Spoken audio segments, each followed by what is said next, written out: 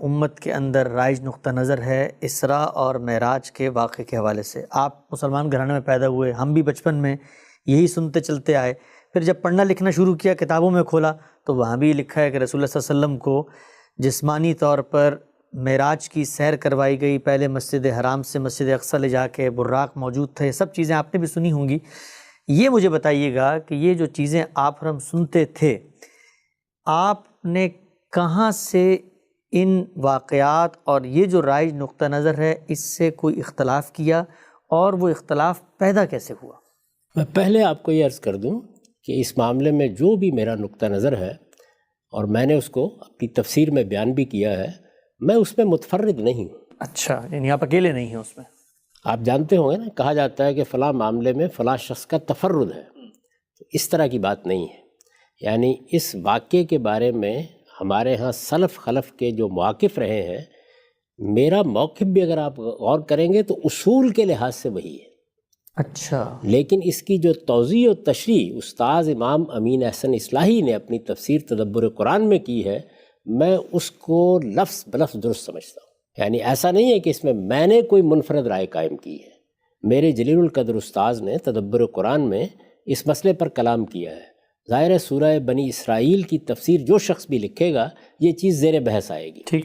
وہاں انہوں نے جو کچھ لکھا ہے میں نے اسی کا خلاصہ اپنی تفسیر میں کر دیا ہے. نہ اس سے ایک حرف زائد کہا ہے نہ ایک حرف کم کہا ہے.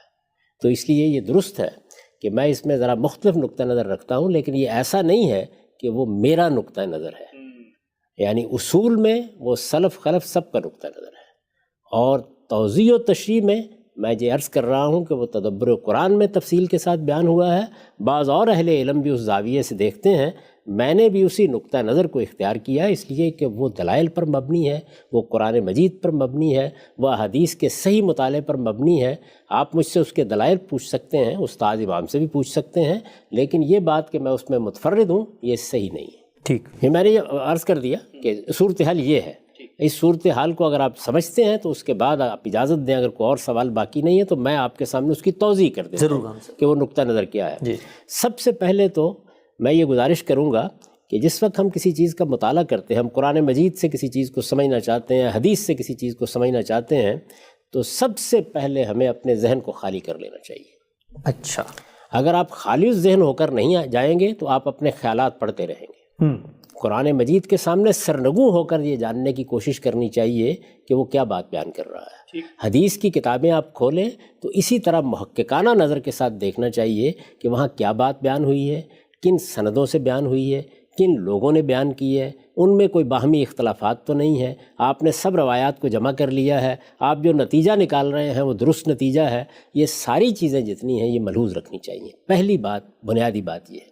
دوسری بات یہ ہے کہ آپ ہر حال میں اللہ کی کتاب سے چلیں گے. یعنی ترتیب نہیں بدل سکتے. آپ یہ نہیں کر سکتے کہ آپ ایک داستان اپنے سامنے رکھیں، ایک قصہ اپنے سامنے رکھیں، ایک روایت اپنے سامنے رکھیں اور پھر قرآن مجید کے بارے میں کہیں جس طرح کہ آپ نے یہاں ایک اقتباس میں پڑھ کر سنایا کہ قرآن بھی اس کی تائید کرتا ہے. ہمارے ہاں یہ ترتیب بالکل الٹ ہے. سب سے پہلے اللہ کی کتاب قرآن مجید کی مراجعت کی جائے گی، یعنی اس کے الفاظ کو دیکھا جائے گا اور الفاظ کا دامن پکڑ کر چلیں گے. یعنی کیا بات کہی گئی ہے، کن الفاظ میں کہی گئی ہے، کس جملے میں کہی گئی ہے، کس سیاق و سباق میں کہی گئی ہے، اس روشنی میں اس کا مطلب مدعا متعین کریں گے. ٹھیک. پھر روایتوں کو دیکھیں گے. قرآن بتائے گا کہ کہاں جانا ہے، وہ بتائے گا کہ روایات میں جاؤ، جا کے تفصیل معلوم کر لو. وہ بتائے گا کہ بائبل میں جاؤ، وہاں سے جا کے کسی چیز کی تفصیل معلوم کر لو. تو یہ قرآن مجید ہے کہ جس کی رہنمائی میں، جس کی روشنی میں، اور اگر میں وہ تعبیر مستعار لوں کہ فی ظلال القرآن آگے بڑھنا ہوگا. اس کے سوا کوئی راستہ آپ کے پاس نہیں ہے. تو اس روشنی میں اگر آپ آگے بڑھیں گے تو بے شمار چیزیں بالکل متعین ہو کر سامنے آ جائیں گی. اچھا. میں یہاں یہ بات عرض کر دوں کہ میں جب ان تمام چیزوں کو دیکھتا ہوں، یعنی قرآن مجید میں یہ باتیں کہاں کہاں بیان ہوئی ہیں جس کو آپ اسراء اور معراج کے عنوان سے تعبیر کرتے ہیں، حدیثوں میں یہ باتیں کہاں بیان ہوئی ہیں، تو ان سب کو دیکھنے کے بعد میں اس نتیجے پر پہنچتا ہوں کہ یہ در حقیقت رسالت مآب صلی اللہ علیہ وسلم کے ساتھ وہی معاملہ ہے جو بہت سے پیغمبروں کے ساتھ ہوتا رہا ہے کہ انہیں غیر معمولی مشاہدات کرائے جاتے ہیں. اچھا. کیوں کرائے جاتے ہیں؟ اس لیے کرائے جاتے ہیں کہ ان کا اذعان اور یقین اس بات پر ہو جس کی دعوت وہ لوگوں کو دے رہے ہیں. ایک پیغمبر کی حیثیت محض ایک فلسفی کی نہیں ہوتی، ایک حکیم کی نہیں ہوتی۔ پیغمبر استدلال کے مقدمات قائم کر کے آپ سے کوئی بات نہیں منواتا، وہ تو اس جگہ کھڑے ہو کر بات کرتا ہے کہ انی علی بینۃ من ربی، میں اپنے پروردگار کی طرف سے ایک واضح ہدایت پر ہوں۔ یہ روشنی، یہ واضح ہدایت، یہ اسی وقت لوگوں کے لیے متاثر کرنے کا ذریعہ بن سکتی ہے جب کہ اس کو اس اذعان کے ساتھ پیش کیا جائے کہ میں نے اس کو دیکھا ہے، میں اس کو جانتا ہوں، یہ میرا تجربہ ہے، یہ میرا مشاہدہ ہے۔ یعنی وہ دینی حقائق جن پر ہم ایمان رکھتے ہیں وہ ہمارے لیے تو تجربہ اور مشاہدہ نہیں ہوتے، ہم عقلی استدلال سے ان کو مانتے ہیں، لیکن پیغمبروں کے لیے ان کو ایک درجے میں تجربہ اور مشاہدہ بنایا جاتا ہے۔ دیکھا ہوگا آپ نے کہ سیدنا ابراہیم علیہ السلام نے سوال کیا تو اللہ تعالیٰ نے اس کے جواب میں یہ کہا کہ اچھی بات ہے، اگر اس معاملے میں تم اطمینان حاصل کرنا چاہتے ہو تو 4 پرندے لو۔ اب وہ ایک واقعہ ہے نا، یعنی ایک مشاہدہ کرایا جائے گا، میں اس کی تفصیلات میں اس وقت نہیں جا رہا۔ اس طرح کے بہت سے معاملات آپ کو دوسرے نبیوں کے بارے میں بھی قرآن مجید میں لکھے ہوئے ملیں گے، بائبل میں لکھے ہوئے ملیں گے۔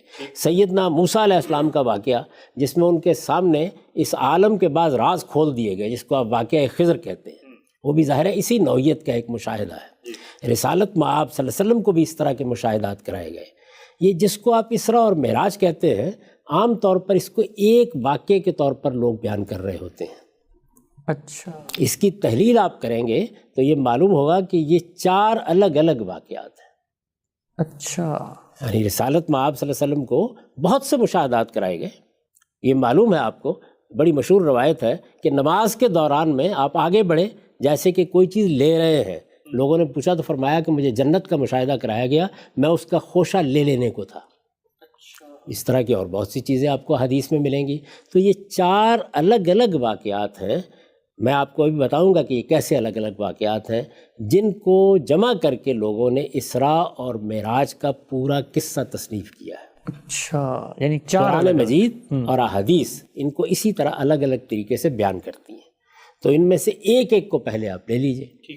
پہلا واقعہ کیا ہے؟ پہلا واقعہ وہ ہے جو سورہ بنی اسرائیل میں بیان ہوا ہے، اور سورہ بنی اسرائیل کی بالکل ابتدا ہی میں بیان ہو گیا ہے۔ میں آپ کے سامنے اپنی تفسیر البیان سے اس کا ترجمہ رکھ دیتا ہوں، آپ پر واضح ہو جائے گا کہ قرآن مجید نے اس کو کس طرح بیان کیا۔ ایک ہی آیت ہے جس میں یہ بیان کیا گیا ہے، اور یہ سورہ بنی اسرائیل کی پہلی آیت ہے۔ اچھا، ارشاد فرمایا ہے، سبحان الذی اسریٰ بعبدہ لیلا من المسجد الحرام الی المسجد الاقصی الذی بارکنا حولہ لنریہ من آیاتنا انہ هو السمیع البصیر۔ ہر عیب سے پاک ہے وہ ذات جو اپنے بندے کو ایک رات مسجد حرام سے اس دور کی مسجد تک لے گئی جس کے ماحول کو ہم نے برکت دی ہے تاکہ اس کو ہم اپنی کچھ نشانیاں دکھائیں، بے شک وہی سمیع و بصیر ہے۔ ٹھیک، یہ واقعہ ہے، بس ایک اتنا ہی آیت بیان ہے۔ ہوا ہے، اچھا، ایک ہی آیت ہے، اتنا ہی بیان ہوا ہے۔ یعنی یہ واقعہ کہیں تفصیل سے نہیں قرآن مجید نے بیان کیا۔ اس میں کیا کہا گیا ہے کہ ایک رات اللہ تعالیٰ رسالت مآب صلی اللہ علیہ وسلم کو مسجد حرام سے، یعنی وہ مسجد جو سیدنا ابراہیم کی مسجد ہے جس کو آپ بیت اللہ کہتے ہیں، وہاں سے مسجد اقصیٰ لے گئے۔ ٹھیک، پیش نظر کیا تھا؟ پیش نظر یہ تھا کہ اللہ کی کچھ نشانیاں ہیں جو آپ کو وہاں دکھائی جائیں گی۔ ٹھیک، اور یہ کہا گیا ہے کہ ہم نے ایسا کیوں کیا؟ اس لیے کیا کہ انہ هو السمیع البصیر، بے شک وہی سمیع و بصیر ہے۔ میں اس وقت اس کی توضیح نہیں کر رہا، یہ ایک واقعہ ہے اور اتنا ہی قرآن مجید نے بیان کیا ہے۔ یہ آپ دیکھیے کہ اس سے زائد کوئی بات نہیں کہی گئی۔ جو زائد باتیں ہیں وہ آگے چل کے زیر بحث آئیں گی کہ وہ کیا ہیں، کب کہی گئی ہیں، کس طرح کہی گئی ہیں۔ اتنی بات یہاں بیان ہوئی ہے۔ اگر آپ روایتوں میں بھی اس کو دیکھیں تو آپ پر یہ واضح ہو جائے گا کہ اتنا ہی واقعہ ہے جس کو الگ سے بیان کیا جاتا ہے۔ اچھا، اس واقعے میں سوالات بھی پیدا ہو سکتے ہیں، آپ بعض توضیحات بھی طلب کر سکتے ہیں، لیکن ان سے فی الحال صرف نظر کریں۔ ٹھیک، ایک واقعہ ہی ہے، یہ ایک واقعہ ہے۔ اب ظاہر ہے کہ اس واقعے کے بارے میں یہ سوال پیدا ہوتا ہے کہ یہ کیا بیداری میں ہوا یا کسی اور حالت میں آپ کو لے جایا گیا؟ یہ سوال پیدا ہوتا ہے۔ جب آپ پڑھتے ہیں تو الفاظ سے اس کا بھی احتمال سامنے آتا ہے کہ یہ بیداری میں ہوا ہو، اور قرآن مجید اور بائبل اور دوسرے صحائف کو جب آپ دیکھتے ہیں تو اس کا بھی احتمال ہوتا ہے کہ یہ کوئی رویا ہو، یہ کوئی روحانی تجربہ ہو۔ 2 احتمالات تھے۔ قرآن مجید قطعی الدلالہ ہے، وہ جب کسی چیز کو بیان کرتا ہے اور بیان کر کے لوگوں تک اس کا ابلاغ کرنا چاہتا ہے تو کوئی ابہام باقی نہیں رہنے دیتا۔ چنانچہ ہم یہ دیکھتے ہیں کہ اسی سورہ بنی اسرائیل کی آیت 60 میں آگے جا کر یہ بالکل واضح کر دیا ہے کہ یہ ایک رویا تھا، یعنی خواب تھا۔ میں اس پر بعد میں بات کروں گا کہ رویا کا مطلب کیا ہے، رویا سے کیا مراد ہے، یہ سب آگے جا کے زیر بحث آئے گا۔ پہلے یہ اصولی بات سمجھ لیجئے کہ اس میں میرے کوئی رائے قائم کرنے، آپ کے کوئی رائے قائم کرنے کا کوئی سوال ہی باقی نہیں رہے گا۔ قرآن نے واضح بتا دیا، قرآن مجید نے بالکل واضح طور پر بتا دیا ہے۔ یہ استاذ امام کی تفسیر تدبر قرآن ہے۔ تدبر قرآن میں اسی سورہ بنی اسرائیل میں یہ چیز زیر بحث آئی ہے۔ اب یہ سن لیجئے کہ وہ کیا کہتے ہیں اس کے بارے میں۔ وہ یہ کہتے ہیں کہ رہا یہ سوال کہ یہ جو کچھ آپ کو دکھایا گیا، یعنی کیا، یہ کہ مسجد حرام سے مسجد اقصیٰ تک رات میں آپ کو لے جایا گیا تاکہ اللہ کی بہت سی نشانیاں آپ کے سامنے واضح کی جائیں۔ ٹھیک۔ رہا یہ سوال کہ یہ جو کچھ آپ کو دکھایا گیا رویا میں دکھایا گیا یا بیداری میں، تو اس سوال کا جواب اسی سورہ میں آگے قرآن نے خود دے دیا۔ اچھا، یعنی قرآن نے خود دے دیا ہے۔ اور میں نے عرض کیا یہ کون سی آیت ہے؟ اسی سورہ بنی اسرائیل کی آیت 60۔ آیت 60 وہ آیت کیا ہے؟ وَمَا جَعَلْنَا الرُّؤْيَا الَّتِي أَرَيْنَاكَ إِلَّا فِتْنَةً لِلنَّاسِ، اور ہم نے اس رویا کو جو ہم نے تمہیں دکھائی لوگوں کے لیے فتنہ بنا دی۔ ٹھیک۔ یہ رویا وہی رویا ہے جس کا ذکر اوپر ہو چکا، جس کی وضاحت میں اس سے پہلے کر چکا ہوں۔ اس کو خود قرآن نے رویا قرار دیا۔ رویا پر ہم بعد میں بات کریں گے کہ اس کی نوعیت کیا ہوتی ہے۔ خود قرآن نے رویا قرار دیا ہے۔ آپ یہ سوال کر سکتے ہیں کہ کیا استاذ امام نے اس آیت سے استشہاد کیا ہے؟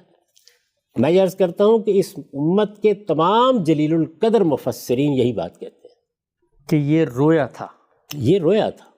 اچھا، جلیل القدر مفسرین یہی بات کہتے ہیں کہ یہ قرآن مجید میں جو واقعہ بیان ہوا ہے سورہ بنی اسرائیل کی آیت 60 میں اسی کا ذکر ہے۔ یعنی اسی کو ریفر کر رہی ہے آیت 60 جو پہلی آیت میں واقعہ بیان ہوا ہے۔ اس لیے کہ عربیت میں اس کے سوا کوئی گنجائش نہیں ہے۔ وہ کیسے جی؟ اس لیے کہ جب آپ ایک واقعہ بیان کرتے ہیں اور پھر الف لام کے ساتھ کسی چیز کو اس طرح لاتے ہیں تو اس میں کوئی دوسری رائے ہو نہیں سکتی۔ میں وہ بھی آپ کے سامنے پیش کر دیتا ہوں۔ یہ دیکھیے، یہ ابن کثیر ہے جی۔ آپ جانتے ہیں کہ ابن کثیر معصور تفسیر نقل کرتے ہیں، یعنی صحابہ کی تفسیریں، تابعین کی تفسیریں، ان سے پہلے کے جو علماء ہیں ان کی تفسیریں، اجماعی رائے سے کبھی انحراف نہیں کرتے، اور عام طور پر روایتی طبقے میں اس کو مستند ترین تفسیر مانا جاتا ہے۔ ایسے ہی ہے۔ ابن کثیر نے ابن جریر کا خلاصہ کیا۔ ابن جریر میں وہ سب اقوال جمع کر دیے گئے ہیں جو اس زمانے تک صحابہ کے، تابعین کے، تبع تابعین کے یا دوسرے اہل علم کے ان کو ملے ہیں۔ یہ بار بار اس کا حوالہ دیتے ہیں اس لیے کہ وہ پہلا مجموعہ ہے۔ اس آیت پر تبصرہ کرتے ہوئے دیکھیے یہ کیا کہہ رہے ہیں۔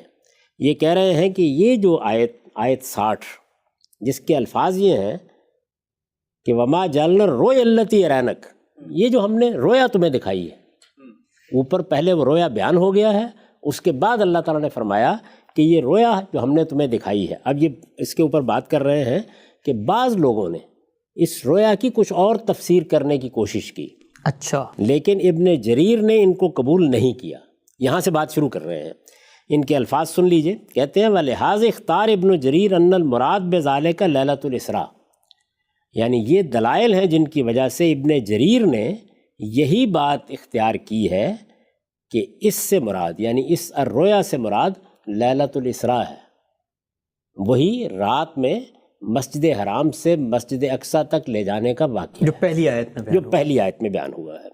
اس کے بعد دیکھیے کیا کہتے ہیں کہ کیوں قال لاجماع الحجہ من اہل التاویل علی ذالک، اے فی الرؤیا، اس لیے کہ جتنے بھی بڑے بڑے مفسرین ہیں ان میں سے جن کو حجت کی حیثیت حاصل ہے، ہم کہتے ہیں نا غزالی کو حجت الاسلام، یعنی بڑے بڑے جتنے مفسرین ہیں، اکابر مفسرین جن کو حجت کی حیثیت حاصل ہے، وہ سب یہی رائے رکھتے ہیں۔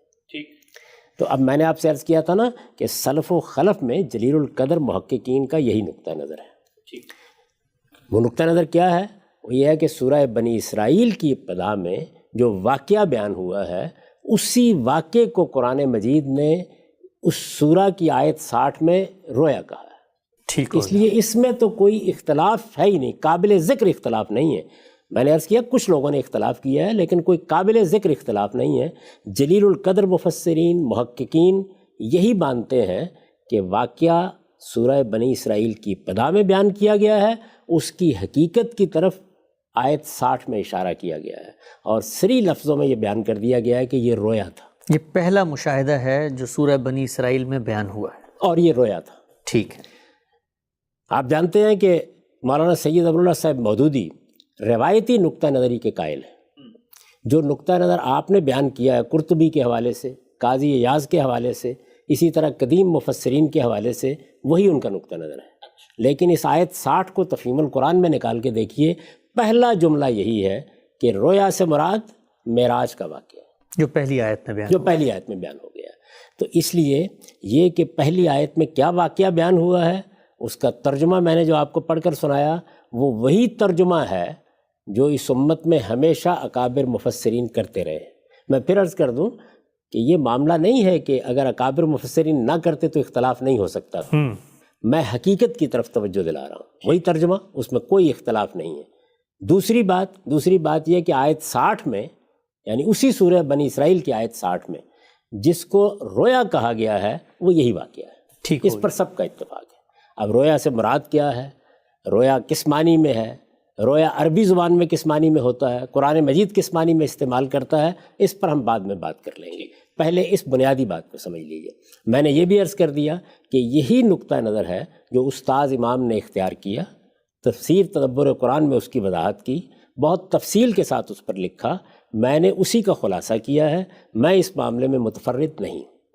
یہ پہلا واقعہ ہے، اور پھر عرض کر دوں کہ اتنا ہی بیان ہوا ہے، یعنی قرآن مجید میں اس سے زائد کوئی تفصیلات نہیں ہیں۔ حدیث میں بھی اگر آپ غور کر کے دیکھیں گے، جیسے کہ بعد میں بحث میں واضح ہو جائے گا، اس سے زائد کوئی تفصیلات نہیں ہیں، اتنا ہی واقعہ ہے۔ دوسرے واقعے کی طرف آئیے، وہ بھی قرآن میں بیان ہوا ہے، اور وہ سورہ نجم میں ہے، دوسرا اور تیسرا واقعہ۔ یہ دونوں واقعات سورہ نجم میں کس سلسلے میں زیر بحث آئے ہیں، وہ خود سورہ کا سیاق بتا دیتا ہے۔ یعنی موضوع یہ ہے کہ لوگ یہ خیال کرتے ہیں کہ رسالت میں آپ صلی اللہ علیہ وسلم نے یہ کیا دعویٰ کر ڈالا ہے کہ جبریل میرے پاس آئے ہیں اور وہی مجھ پر کی گئی ہے اور مجھے پیغمبر بنایا گیا ہے، یہ کیا بات ہے؟ قرآن مجید اس کا جواب دے رہا ہے، اور یہ کہتا ہے کہ وَالنَّجْمِ إِذَا هَوَىٰ مَا ضَلَّ صَاحِبُكُمْ وَمَا غَوَىٰ وَمَا يَنطِقُ عَنِ الْهَوَىٰ إِنْ هُوَ إِلَّا وَحْيٌ يُوحَىٰ عَلَّمَهُ شَدِيدُ الْقُوَىٰ ذُو مِرَّةٍ فَاسْتَوَىٰ وَهُوَ بِالْأُفُقِ الْأَعْلَىٰ ثُمَّ دَنَا فَتَدَلَّىٰ فَكَانَ قَابَ قَوْسَيْنِ أَوْ أَدْنَىٰ فَأَوْحَىٰ إِلَىٰ عَبْدِهِ مَا أَوْحَىٰ مَا كَذَبَ الْفُؤَادُ مَا رَأَىٰ أَفَتُمَارُونَهُ عَلَىٰ مَا يَرَىٰ۔ تارے گواہی دیتے ہیں جب وہ گرتے ہیں کہ تمہارا رفیق نہ بھٹکا ہے نہ بہکا ہے، یعنی رسالت میں آپ صلی اللہ علیہ وسلم کے بارے میں وضاحت فرمائی ہے۔ وہ اپنی خواہش سے نہیں بولتا، یہ قرآن تو ایک وحی ہے جو اسے کی جاتی ہے، اس کو ایک زبردست قوتوں والے نے تعلیم دی ہے، یعنی جبریل امین نے اس کو ایک زبردست قوتوں والے نے تعلیم دی ہے، جو بڑا صاحب کردار، بڑا صاحب حکمت ہے، چنانچہ وہ نمودار ہوا۔ ابھی دیکھیے یہ مشاہدہ ہے، یہ تیسرا مشاہدہ ہے، معاف کیجیے گا دوسرا مشاہدہ ہے۔ چنانچہ وہ نمودار ہوا اس طرح کہ وہ آسمان کے اونچے کنارے پر تھا، یعنی جبریل کی ملاقات ہو رہی ہے، وہ اس طرح کہ وہ آسمان کے اونچے کنارے پر تھا، پھر قریب ہوا اور جھک پڑا، یہاں تک کہ 2 کمانوں کے برابر یا اس سے کچھ کم فاصلہ رہ گیا۔ پھر اللہ نے وحی کی اپنے بندے کی طرف، جو وحی کی، جو کچھ اس نے دیکھا وہ دل کا وہم نہ تھا۔ اب کیا تم اس چیز پر اس سے جھگڑتے ہو جو وہ آنکھوں سے دیکھ رہا ہے؟ یعنی قرآن مجید نے یہ بھی بیان کر دیا کہ یہ مشاہدہ کیسے ہوا، یہ انہی آنکھوں سے ہوا۔ وہاں کیا کہا ہے، وہ ایک رویا تھا، یہاں کیا فرمایا ہے، وہ ان آنکھوں سے دیکھ رہا تھا، اور زمین پہ دیکھ رہا تھا، اسی لیے اور زمین پر کھڑے ہوئے دیکھ رہا تھا۔ افق سے نمودار ہوئے جبریل امین، یہ بتایا گیا کتنے قریب آ گئے، اس کی پوری تصویر کھینچ دی گئی ہے۔ تو یہ دوسرا مشاہدہ ہے۔ اس کے بعد تیسرا دیکھیے، وَلَقَدْ رَآهُ نَزْلَةً أُخْرَىٰ عِندَ سِدْرَةِ الْمُنتَهَىٰ عِندَهَا جَنَّةُ الْمَأْوَىٰ إِذْ يَغْشَى السِّدْرَةَ مَا يَغْشَىٰ مَا زَاغَ الْبَصَرُ وَمَا طَغَىٰ لَقَدْ رَأَىٰ مِنْ آيَاتِ رَبِّهِ الْكُبْرَىٰ۔ اور اس نے ایک مرتبہ پھر یعنی ایک مشاہدہ، اب یہ دوسرا، اس سورہ میں دوسرا، اور اگر ہم اس مشاہدے کو بھی شامل کر لیں جو سورہ بنی اسرائیل میں زیر بحث آ چکا ہے تو تیسرا۔ اور اس نے ایک مرتبہ پھر اسے سدرۃ المنتہا کے پاس اترتے دیکھا ہے جس کے پاس ہی جنت الماوا ہے۔ جب سدرہ پر چھا رہا تھا جو کچھ کے چھا رہا تھا، اس کی نگاہ نہ بہکی نہ بے قابو ہوئی، اس نے اپنے پروردگار کی بڑی بڑی نشانیاں دیکھی ہیں۔ اب یہاں بھی دیکھیے، اس کی نگاہ نہ بہکی نہ بے قابو ہوئی، اس کا مطلب مشاہدہ، یعنی یہ واضح کر دیا کہ یہ انہی آنکھوں کا مشاہدہ تھا، اسی زمین پر ہوا ہے، جبریل امین کا مشاہدہ ہے، اور رسالت میں آپ صلی اللہ علیہ وسلم کو اس طرح سے اللہ کی آیات بھی دکھائی گئیں اور وحی بھی کی گئی۔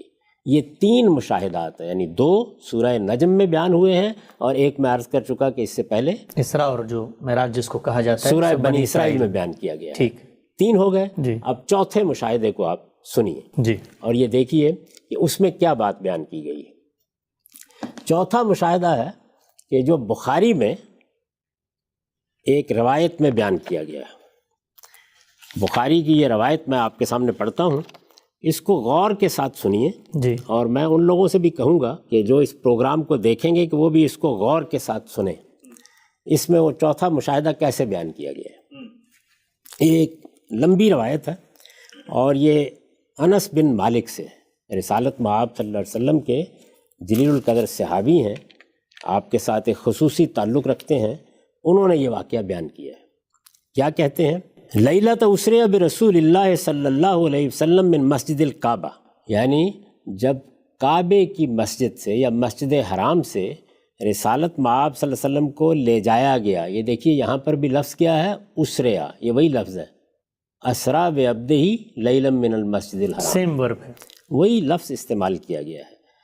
وہ رات جس میں رسالت مآب صلی اللہ علیہ وسلم کو مسجد کعبہ سے لے جایا گیا، انہو جاؤ ثلاثۃ نفر قبل ان یوحی الیہ، یہ کہتے ہیں کہ اس کی ابتدا رسالت مآب صلی اللہ علیہ وسلم کی طرف جب وحی کی گئی اس سے بھی پہلے ہو گئی تھی۔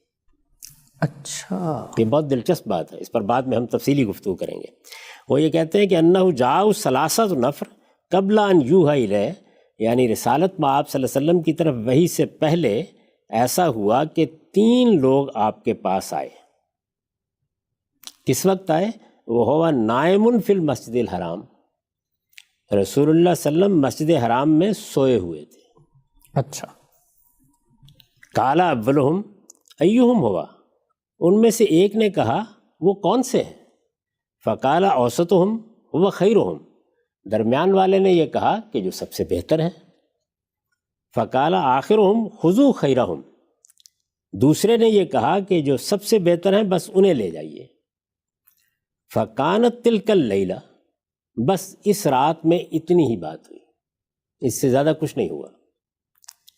فلم یراہم حتی اتوہ لیلۃ اخری، اس کے بعد رسالت مآب صلی اللہ علیہ وسلم کو کوئی ایسا تجربہ پیش نہیں آیا یہاں تک کہ یہی تینوں اصحاب ایک دوسری رات میں آئے۔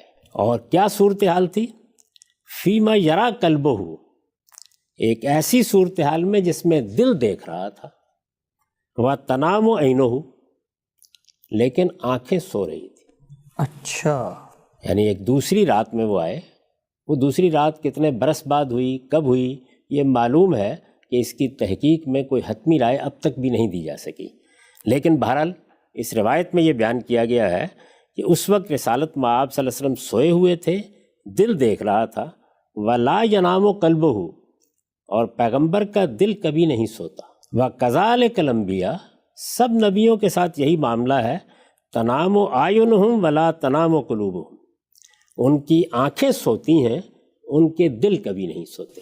ٹھیک، فلم یکلموہ حتی احتملوہ، انہوں نے کوئی بات نہیں کی بلکہ رسالت مآب صلی اللہ علیہ وسلم کو اٹھا لیا۔ فوضعوا عند بئر زمزم، اور وہاں سے لے جا کے زمزم کے کنویں کے پاس آپ کو رکھ دیا۔ فتولاہ منہم جبریل، پھر جبریل نے آپ کو اپنی تحویل میں لے لیا۔ فشک جبریل ما بین نہرہ الی لبتہ، جبریل نے سینے سے لے کر حلق تک یہ حصہ چیر ڈالا۔ حتی فرغ من صدرہ و جوفہ، جو کچھ پیٹ میں تھا اور سینے میں تھا وہ سب نکال دیا۔ فغسلہ من ماء زمزم بیدہ، اور پھر اپنے ہاتھوں سے نبی صلی اللہ علیہ وسلم کو زمزم کے پانی کے ساتھ غسل دیا، حتیٰ ان کا جوفہ ہو، یہاں تک کہ آپ کا پیٹ پوری طرح صاف کر دیا۔ کس چیز سے صاف کر دیا؟ کوئی ذکر نہیں۔ عام طور پر اہل علم یہ سمجھتے ہیں کہ وہ جتنی چیزیں انسان کے اندر بشری تقاضوں سے ہوتی ہے، کینہ ہے، حسد ہے، دشمنی ہے، یا اور اس طرح کی چیزیں ہیں، وہ سب نکال دیں۔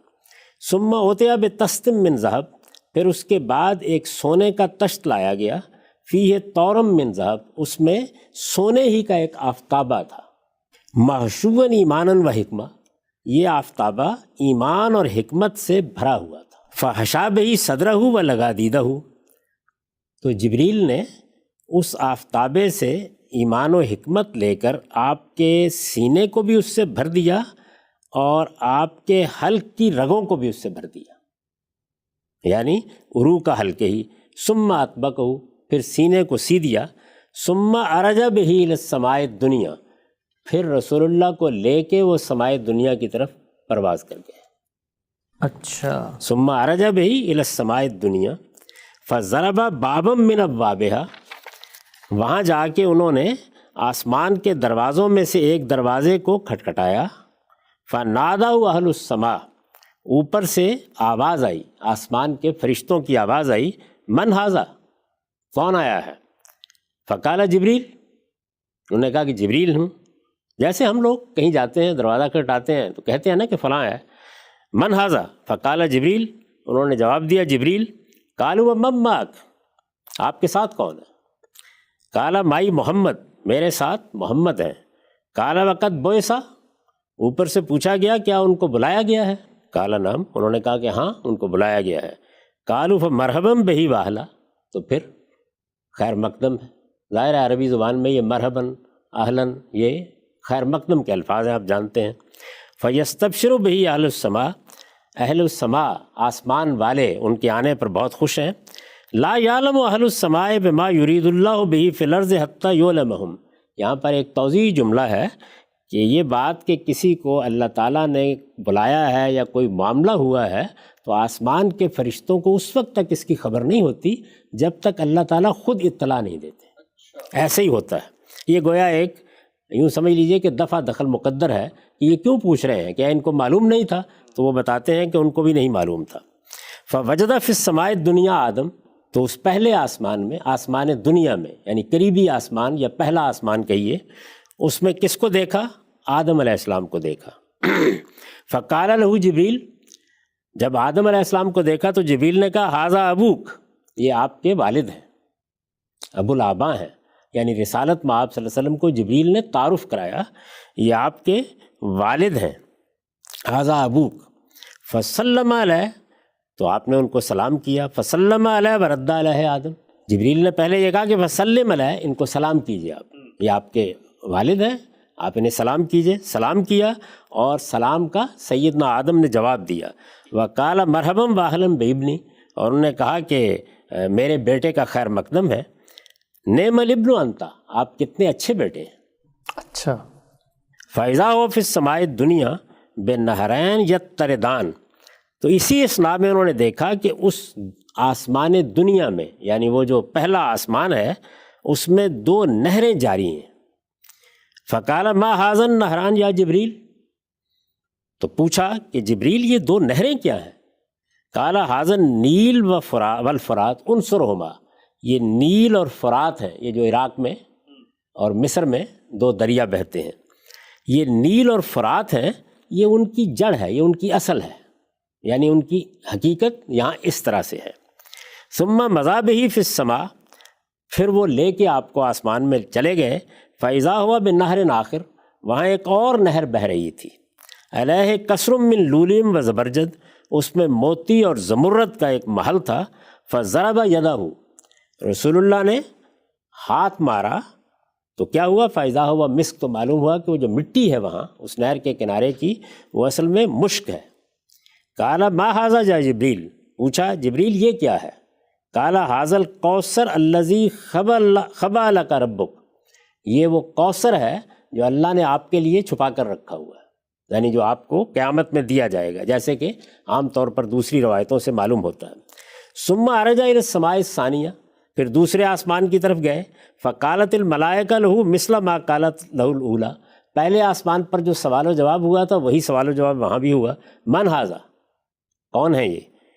قال جبریل، انہوں نے کہا کہ میں جبریل ہوں۔ قالوا ومن معک، آپ کے ساتھ کون ہے؟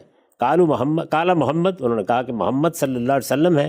قالوا وقد بعث الیہ، انہوں نے سوال کیا کیا ان کو بلایا گیا ہے؟ قال نعم، انہوں نے کہا کہ ہاں۔ قالوا مرحبا بہ اعلیٰ، انہوں نے بھی اسی طریقے سے خیر مقدم کے الفاظ کہے۔ ثم عرج بہ الی السماء الثالثہ، پھر اس کے بعد وہ ان کو لے کے یعنی رسول اللہ کو لے کے تیسرے آسمان پر چلے گئے۔ وقال له مثل ما قالت الاولی والثانیہ، وہاں پر بھی یہی سوال جواب ہوا جیسے پہلے آسمان پر ہوا تھا، جیسے دوسرے پر ہوا تھا۔ ثم عرج بہ الی الرابعہ، پھر چوتھے آسمان پر لے گئے، فقال له مثل ذلک، وہاں پر بھی وہی سوال و جواب ہوئے۔ ثم عرج بہ الی السماء الخامسہ، پھر پانچویں آسمان پر لے گئے، فقالوا مثل ذلک، وہاں پر بھی اسی طرح کے سوال جواب ہوئے۔ ثم عرج بہ الی السماء السادسہ، پھر وہاں سے چھٹے آسمان پر لے گئے، فقال له مثل ذلک، وہاں پر بھی اسی طرح کے سوالات ہوئے۔ ثم عرج بہ الی السماء السابعہ، پھر ساتویں آسمان پر لے گئے، فقال له مثل ذلک، وہاں پر بھی اسی طرح کے سوالات کیے گئے۔ کل سماء فیہا انبیاء قد سماہم، یعنی جب یہ سارے کے سارے معاملات بیان ہو رہے تھے تو ہر آسمان میں کچھ انبیاء تھے جن سے ملاقات ہوئی، ان کے نام بیان کیے گئے تھے۔ یہ کہتے ہیں کہ فَأَوْحَيْتُ مِنْهُمْ إِدْرِيسَ فِي الثَّانِيَةِ، میں جو یاد رکھ سکا ہوں ان میں سے تو وہ یہ ہے کہ ادریس سے ملاقات ہوئی تھی دوسرے آسمان میں، وہارون فی الرابعہ، اور چوتھے آسمان پر ہارون سے ملاقات ہوئی تھی، وآخر فی الخامسہ لم احفظ اسمہ، اور پانچویں پر بھی کسی سے ملاقات ہوئی تھی لیکن مجھے اس کا نام یاد نہیں رہا۔ وابراہیم فی السادسہ، اور ابراہیم سے چھٹے آسمان پر، وموسیٰ فی السابعہ، اور موسیٰ سے ساتویں آسمان پر، بتفضیل کلام اللہ، ان کو چونکہ اللہ تعالیٰ نے دنیا میں یہ شرف بخشا کہ ان کے ساتھ کلام کیا تو وہاں پہ وہ ساتویں آسمان پر تھے، یعنی بہت بلندی پر تھے۔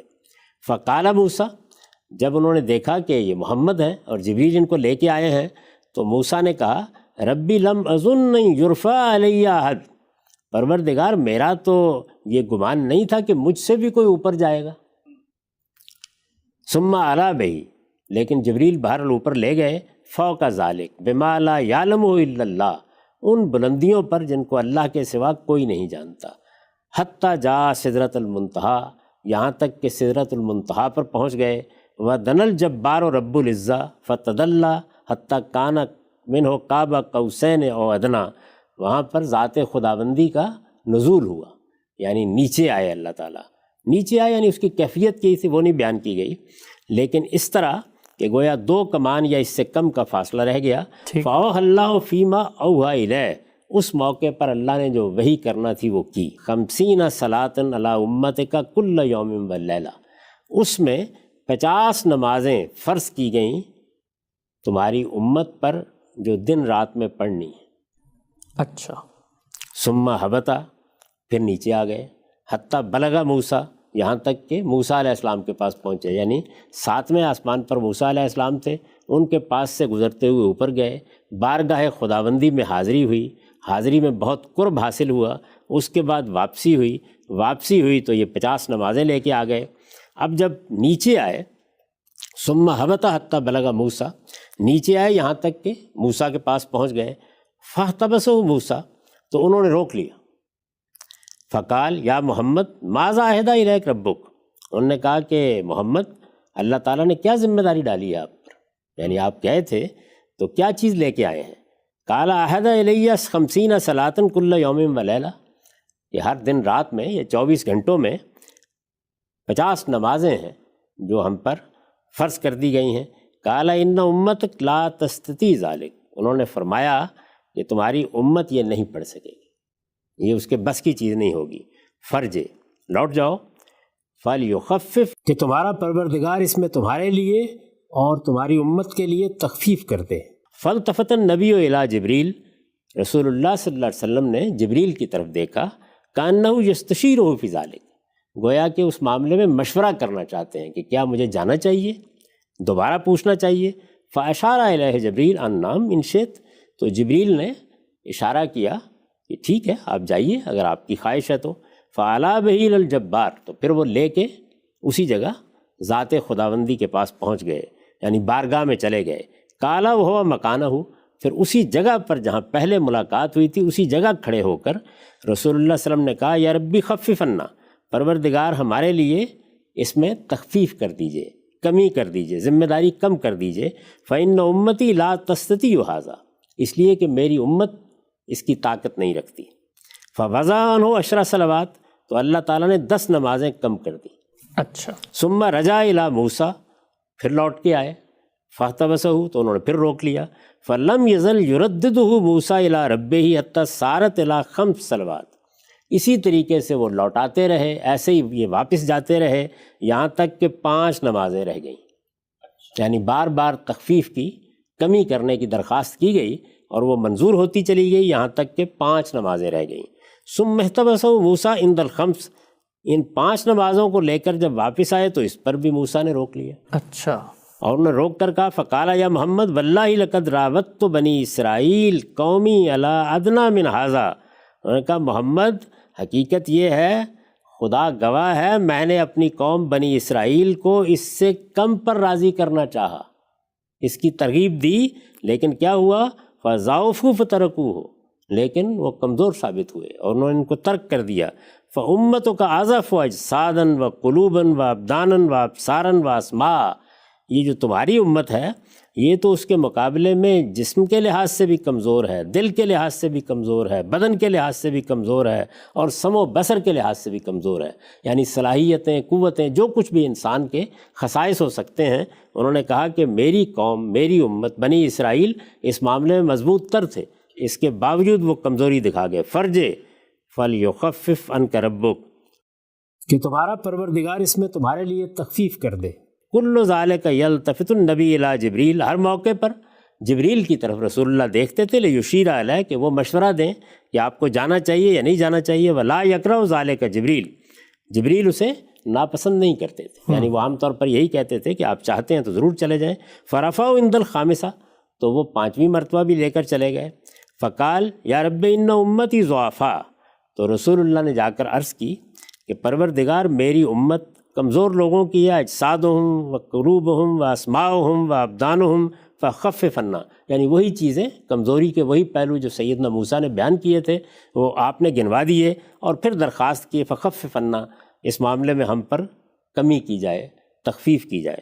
فقال الجبار، ذات خداوندی کی طرف سے فرمایا گیا یا محمد، قال لبیک و صادق، یہ ظاہر ہے کہ حاضر ہوں، میں خدمت میں موجود ہوں۔ قال انہ لا یبدل القول لدی، اللہ تعالیٰ نے فرمایا میرے ہاں بات تبدیل نہیں کی جاتی۔ کما فرضت علیک فی ام الکتاب، جیسے کہ میں ام الکتاب میں، لوح محفوظ میں یہ فرض کر چکا ہوں۔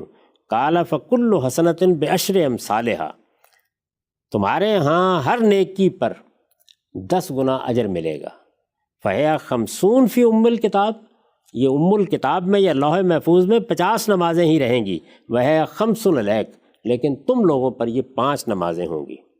یہ گویا اس کا جواب بھی دیا گیا اور حکمت بھی واضح کی گئی۔ فرجع الی موسیٰ، اب لوٹ آئے رسالت مآب صلی اللہ علیہ وسلم۔ فقال کیف فعلت، انہوں نے پھر پوچھا کیا ہوا؟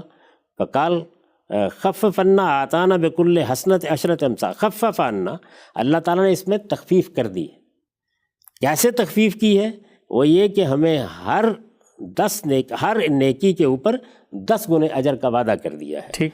قال موسیٰ قد واللہ راودت بنی اسرائیل علی ادنی من ذلک فترکوہ، انہوں نے پھر وہی بات کہی کہ بخدا میں نے تو بنی اسرائیل کو اس سے کم پر راضی کرنا چاہا لیکن وہ چھوڑ بیٹھے۔ ارجع الی ربک، آپ لوٹ کر جائیے، دوبارہ گزارش کیجیے، فلیخفف عنک اذن، اپنے پروردگار کی طرف لوٹ کے جائیے کہ وہ اس میں بھی آپ کے لیے تخفیف کر دے۔ قال رسول اللہ صلی اللہ علیہ وسلم، لیکن رسول اللہ صلی اللہ علیہ وسلم نے اس کے جواب میں فرمایا یا موسیٰ قد واللہ استحییت من ربی مما اختلفت الیہ، یہ بار بار جا کر اب تو مجھے شرم آتی ہے اپنے پروردگار سے، میں اب نہیں جاؤں گا۔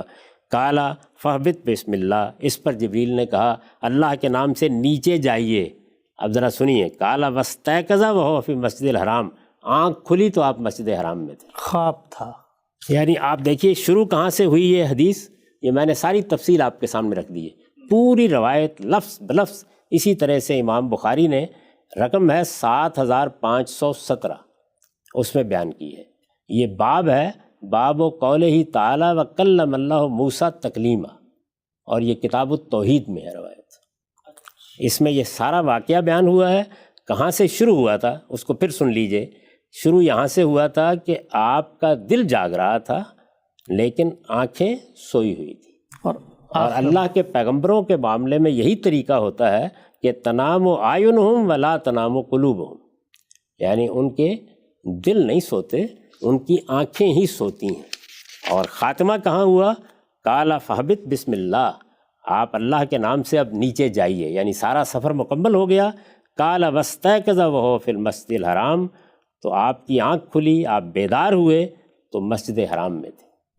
ٹھیک، یہ چوتھا اور آخری مشاہدہ ہے۔ اس کی میں نے آپ کے سامنے لفظ بلفظ تفصیل رکھ دی ہے جیسے کہ روایت میں بیان ہوا ہے، بغیر کسی تبصرے کے۔ اب ہوا کیا ہے؟ ہوا یہ ہے کہ ہمارے ہاں جب راویوں نے ان چیزوں کو بیان کیا ہے تو انہوں نے ان سب واقعات کو ملا دیا۔ اچھا، یعنی یہ چاروں انڈیپینڈنٹ انڈیویجول ایونٹس مل گئے آپس میں۔ یعنی آپ نے دیکھا کہ سورہ بنی اسرائیل میں بس اتنا ہی معاملہ بیان ہوا ہے، اس میں کوئی ادنا اشارہ بھی نہیں ہے کہ آگے بھی کچھ ہوا تھا۔ یا آسمان پہ لے کر گئے انہیں۔ یعنی آپ خود دیکھیے کیا الفاظ ہیں، سبحان الذی اسریٰ بعبدہ لیلا من المسجد الحرام الی المسجد الاقصی الذی بارکنا حولہ، بس یہی ہے۔ یعنی وہ سرزمین جس کو ہم نے برکت دی ہے، اس میں جو مسجد ہے وہ دور کی مسجد، مسجد حرام سے پروردگار وہاں تک رات میں لے گئے، اور پھر فرمایا کہ وہاں کچھ آیات کا مشاہدہ مقصود تھا، اس کے سوا کوئی بات بیان نہیں۔ اس کے بعد وہ 2 مشاہدات تھے، ان میں سے جبریل امین سے ملاقات ہوئی، اسی زمین پر ہوئی، کھلی آنکھوں سے رسالت مآب صلی اللہ علیہ وسلم نے دیکھا، پہلا واقعہ بیان کیا، پھر وَلَقَدْ رَآهُ نَزْلَةً اُخْرَىٰ کہہ کے دوسرا واقعہ بیان کیا۔ دونوں واقعات خود بتا رہے ہیں کہ وہ کہاں ہوئے، کس صورت میں ہوئے۔ دونوں میں لفظی طور پر اللہ تعالیٰ نے واضح کر دیا کہ یہ آنکھوں کا مشاہدہ تھا، کوئی تردد نہیں ہوا، رسالت مآب صلی اللہ علیہ وسلم نے اس طرح سے دیکھا جبریل کو۔ اس میں اب میں آپ سے عرض کر دیتا ہوں ایک ضروری بات، وہ یہ کہ خود رسالت مآب صلی اللہ علیہ وسلم کے فوراً بعد یہ کچھ بحث پیدا ہو گئی تھی کہ کیا یہ سورہ نجم میں جو واقعات بیان ہوئے یہ جبریل کے بارے میں ہیں یا اللہ تعالیٰ سے ملاقات کے بارے میں ہیں۔ اچھا، اس روایت میں بھی آپ نے دیکھا کہ کم و بیش وہی الفاظ ہیں جو جبریل کے بارے میں ہیں، وہی بارگاہ خداوندی میں حاضری کے موقع پر راوی نے اختیار کیے ہیں۔ تو بعض لوگوں کو یہ خیال پیدا ہوا کہ وہاں جبریل کا ذکر نہیں ہو رہا، وہ اللہ تعالیٰ کا ذکر ہو رہا ہے۔ ٹھیک، ظاہر ہے میں اس وقت تفسیر نہیں کر رہا، لوگ چاہیں تو استاذ امام کی تفسیر دیکھ لیں، لوگ چاہیں تو مولانا سید ابوالفضل صاحب مودودی کی تفہیم القرآن دیکھ لیں، میری تفسیر البیان دیکھ لیں۔ ایک ایک لفظ بتا رہا ہے کہ جبریل امین ہیں جن کے ساتھ ملاقات ہوئی، یعنی سورہ نجم میں جو دونوں واقعات ہیں۔ یہ چوتھا واقعہ زیر بحث نہیں ابھی، یعنی پہلا واقعہ سورہ بنی اسرائیل کا، 2 واقعات سورہ نجم کے، ان میں کس سے ملاقات ہوئی؟ جبریل سے۔ الفاظ بتا رہے ہیں بالکل، ٹھیک، آنکھوں کا مشاہدہ ہے، یعنی وہ کوئی رویا نہیں ہے، آنکھوں کا مشاہدہ ہے۔ جبریل امین کو کس طرح دیکھا اس کو قرآن مجید نے ایک تصویر کھینچ کے بیان کر دیا ہے، اور یہ بھی واضح کر دیا ہے کہ اسی زمین پر کھڑے کھڑے یہ مشاہدہ ہوا۔ ٹھیک، تاہم لوگوں میں یہ بحث پیدا ہو گئی۔ جب یہ بحث پیدا ہوئی تو سیدہ عائشہ کے پاس لوگ گئے، ام المومنین رضی اللہ عنہ، ان کے پاس گئے اور جا کر ان سے یہ پوچھا کہ آپ کیا کہتی ہیں اس معاملے میں۔ سورہ نجم کے جو 2 ایونٹس ہوئے ان میں رسالت مآب صلی اللہ علیہ وسلم کو جو مشاہدہ کرایا گیا، اس پر بعض لوگوں نے یہ ابہام پیدا کر دیا، یہ نقطہ نظر اپنا لیا کہ شاید اللہ تعالیٰ ہی سے، جس طرح یہ چوتھے واقعے میں آپ سو رہے تھے تو اللہ تعالیٰ کے ساتھ مکالمہ ہوا، تو سورہ نجم کی ان دونوں ایونٹس میں کس کا مشاہدہ کرایا گیا، اس کے بارے میں سیدہ عائشہ کی ایک روایت ہے۔ سیدہ عائشہ کی روایت ہے، یہ مسروق کی روایت ہے، اور اس میں سیدہ سے یہ پوچھا گیا ہے کہ کیا معاملہ ہوا تھا، تو وہ یہ کہتی ہیں کہ اس سے بڑا کوئی جھوٹ نہیں ہو سکتا اللہ پر کہ اس طرح کی بات کہی جائے کہ رسالت مآب صلی اللہ علیہ وسلم نے اللہ تعالیٰ کو دیکھا تھا۔ وہ یہ کہتی ہیں کہ یہ سورہ نجم میں جو دونوں واقعات بیان ہوئے ہیں، ان دونوں واقعات میں رسول اللہ صلی اللہ علیہ وسلم نے جبریل کو دیکھا تھا، اور کس طرح دیکھا تھا؟ اس طرح دیکھا تھا کہ وہ آسمان سے نیچے آ رہے ہیں، یعنی منحبت من السماء، اور اس میں رسول اللہ کے یہ الفاظ نقل ہوئے ہیں کہ 2 ہی مرتبہ میں نے جبریل کو اپنی آنکھوں سے اس طرح دیکھا ہے کہ وہ اپنی اصل صورت میں تھے۔ یعنی اس کے سوا جبریل جب ملتے رہے ہیں تو بالعموم اس کا طریقہ یہ رہا ہے کہ وہ انسانی صورت میں آ گئے۔ فرشتے سیدنا ابراہیم کے پاس بھی انسانی صورت میں آئے، رسالت مآب صلی اللہ علیہ وسلم کے ساتھ بھی جبریل امین کی ملاقات اس صورت میں ہوتی رہی۔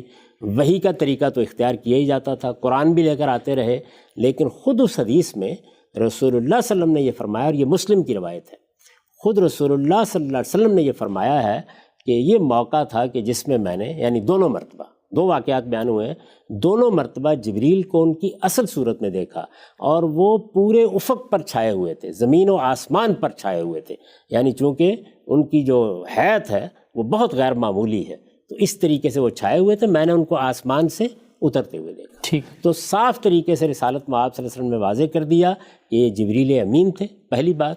دوسرے یہ کہ یہ بات واضح کر دی کہ آسمان سے اترتے ہوئے میں نے ان کو دیکھا تھا، سدرۃ المنتہا بھی آپ کے لیے زمین ہی پر کھڑے ہوئے کھول دی گئی، اور ان آنکھوں سے آپ نے گویا ان کو دیکھا کہ وہ کہاں ہیں، سدرۃ المنتہا کہاں ہے، یہ دیکھا کہ جنت الماوا کہاں ہے، پھر وہ نیچے آئے اور انہوں نے وحی کی۔ ٹھیک، یہ بات مسلم کی روایت میں خود امام مسلم نے بیان بھی کر دی ہے، اس کو راویوں نے بیان کر دیا ہے، یہ مسروق کی روایت ہے، اس کو تمام علماء اسی طریقے سے تسلیم بھی کرتے ہیں۔ ٹھیک، تو اس سے یہ بات بالکل واضح ہو جاتی ہے، کوئی ادنیٰ درجے کا ابہام باقی نہیں رہتا کہ ان واقعات کی کیا نوعیت ہے۔ اب اگر آپ خلاصہ کر لیں اس ساری بات کا تو وہ خلاصہ کیا ہوگا کہ ایک واقعہ سورہ بنی اسرائیل میں بیان ہوا ہے، اس واقعے کو خود قرآن مجید نے رویا کہہ دیا ہے۔ 2 واقعات سورہ نجم میں بیان ہوئے ہیں، دونوں جبریل کے ساتھ اس زمین پر ملاقات کے واقعات ہیں۔ دونوں مشاہدات کی نوعیت یہ ہے کہ وہ ان کھلی آنکھوں سے کیے گئے ہیں، زمین پر کھڑے ہوئے کیے گئے ہیں، اس میں جبریل کو بھی اصل صورت میں دیکھا گیا ہے، اور جبریل امین دوسری مرتبہ سدرۃ المنتہا کے پاس تھے، تو یہ چیز بھی گویا زمینی پر کھڑے ہوئے آپ پر کھول دی گئی ہے۔ یہ بات الفاظ سے بھی واضح ہے، اس میں کوئی ادنیٰ تردد نہیں ہے، اور اس بات کو اس روایت میں رسالت مآب صلی اللہ علیہ وسلم نے سیدہ عائشہ کے استفسار پر وہ کہتی ہیں کہ میں وہ پہلی خاتون ہوں یا پہلی فرد ہوں جس نے اس معاملے میں خود رسول اللہ سے پوچھا۔ تو آپ نے بتایا کہ وہ جبریل امین تھے، دونوں مرتبہ جبریل امین آئے، اور منہبتم من السماء، وہ آسمان سے نیچے اترتے ہوئے میں نے ان کو دیکھا، ان کی اصل صورت میں دیکھا، اور اس وقت زمین اور آسمان پر گویا انہی کی شخصیت پوری طرح چھائی ہوئی تھی۔ یہ تفصیلات اس کی ہیں، اور آخری مشاہدہ یا آخری واقعہ وہ ہے جو میں نے آپ کو بیان کر دیا۔ اس میں راوی یہ خود بیان کر رہا ہے کہ رسالت مآب صلی اللہ علیہ وسلم سوئے ہوئے تھے، دل کی آنکھیں جاگ رہی تھیں، یہ آنکھیں بند تھیں، یہ مشاہدات پیش آئے، اس طریقے سے لے جایا گیا، اس طرح آپ کا سینہ صاف کیا گیا، اس طرح سے آسمان کی طرف عروج ہوا، اس طرح سے ایک ایک آسمان پر دستک دی گئی۔ پھر جب اس کے بعد جبریل نے یہ کہا کہ اب نیچے جائیے، تو آپ بیدار ہوئے، آپ کی آنکھ کھلی، آپ جاگے، تو آپ مسجد حرام میں تھے۔ ٹھیک ہے سر، یہ چاروں واقعات آپ کے سامنے آ گئے۔ تو یہ 4 واقعات ہیں جن کو، جس طرح کہ میں اس سے پہلے عرض کر چکا، راویوں نے جب بیان کرنا شروع کیا ہے تو انہوں نے کہیں ایک واقعہ بنا دیا، کہیں 2 واقعے بنا دیے، اس کے نتیجے میں اسراء و معراج کی وہ داستان وجود میں آئی ہے جو ہم عام طور پر سنتے ہیں۔ حقیقت یہ ہے جو میں نے آپ کے سامنے بیان کر دی۔ ہم سب بہت ہی تفصیل سے آپ نے یہ بتایا کہ یہ 4 مختلف واقعات ہیں، اور ان 4 مختلف واقعات کے معاملے میں بلکہ ایک اور دلچسپ پہلو ہم سب میں یہاں پر ضمنی پوچھنا چاہتا ہوں، وقت ہمارا ختم ہو رہا ہے، کہ معجزات سے ہم نے بات شروع کی تھی۔ آپ اس کا مطلب یہ ہے کہ جو روایت کے اندر معجزہ بیان ہوا ہے، ظاہری بات رسول اللہ صلی اللہ علیہ وسلم کو یہ ایک مشاہدہ کروایا گیا اور وہ آپ صلی اللہ علیہ وسلم نیند میں تھے، اس کو بھی پوری طریقے سے قبول کر رہے ہیں، یعنی قرآن کے 3 واقعات اور روایت کا واقعہ۔ کیا میں ٹھیک کہہ رہا ہوں یہ بات؟ اس میں کوئی تردد نہیں ہے، اس طرح کے مشاہدات اللہ اپنے پیغمبروں کو کراتا رہتا ہے، اس کی مثالیں قرآن مجید میں موجود ہیں۔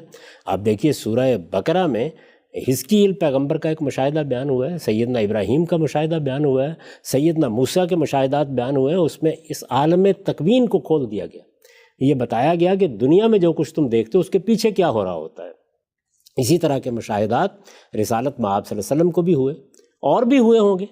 آپ دیکھیے کہ ایک پورا کا پورا رویا کا باب ہوتا ہے حدیث کی کتابوں میں، جس میں رسالت مآب صلی اللہ علیہ وسلم کے رویا بیان کیے جاتے ہیں۔ اگر آپ ان کو جمع کریں تو ہو سکتا ہے 10-20 کے قریب واقعات آپ کو مل جائیں، لیکن یہ 4 بڑے واقعات ہیں جن میں سے 3 قرآن مجید نے بیان کیے ہیں اور 1 اس حدیث میں بیان ہوا ہے، اور یہ حدیث کس کی ہے؟ بخاری کی حدیث ہے، انس بن مالک رضی اللہ عنہ کی روایت ہے۔ اس میں آپ نے پوری تفصیل دیکھ لی، یہ بھی بالکل صاف معلوم ہوتا ہے کہ ایک رویا ہے جو آپ کو اسی زمین کے اوپر دکھایا گیا، اور یہ سارا کا سارا واقعہ اس طریقے سے پیش آیا۔ تو خلاصے کے طور پہ 4 واقعات جو ہم نے یہاں پر ابھی سمجھے، ان میں سے 2 رویا ہیں اور 2 زمین پہ رسول اللہ صلی اللہ علیہ وسلم نے اپنی آنکھوں سے مشاہدہ کیا ہے۔ اور یہ بات بھی واضح ہو جاتی ہے کہ یہ سب الگ الگ واقعات ہیں، الگ الگ واقعات، یعنی آپ نے یہ سنی روایت پوری انس بن مالک کی، اس میں کہیں یہ نہیں بیان کیا گیا کہ رسول اللہ صلی اللہ علیہ وسلم کو وہاں سے لے جا کر پہلے بیت المقدس دکھایا گیا، پھر اس کے بعد وہاں سے آسمان کی طرف گئے، یعنی اس میں جو کچھ بھی مشاہدہ ہوا ہے وہ حرم میں اسی مقام پر ہونا شروع ہو گیا، ٹھیک ہم سے اور براہ راست ہوا ہے، یعنی اس میں کوئی ذکر نہیں ہے اس روایت میں۔ تو میں اس سے اس نتیجے پر پہنچا ہوں کہ یہ 4 واقعات ہیں، چاروں بالکل الگ الگ واقعات ہیں، چاروں کی نوعیت بھی خود واضح کر دی ہے، یہاں روایت نے واضح کر دی ہے، وہاں قرآن نے واضح کر دی ہے، یعنی تینوں واقعات کے بارے میں صراحت سے بیان کر دیا کہ وہ کیا ہے، 2 کے بارے میں بتا دیا ہے کہ وہ عینی مشاہدہ ہے، 1 کے بارے میں بتا دیا ہے کہ وہ رویا ہے، اور یہ جو بخاری کی روایت ہے یہ میں نے آپ کے سامنے پڑھ کے سنا دی ہے کہ رسالت میں آپ صلی اللہ علیہ وسلم بیدار ہوئے، جاگے، آنکھ کھلی تو آپ کہاں تھے؟ مسجد حرام میں۔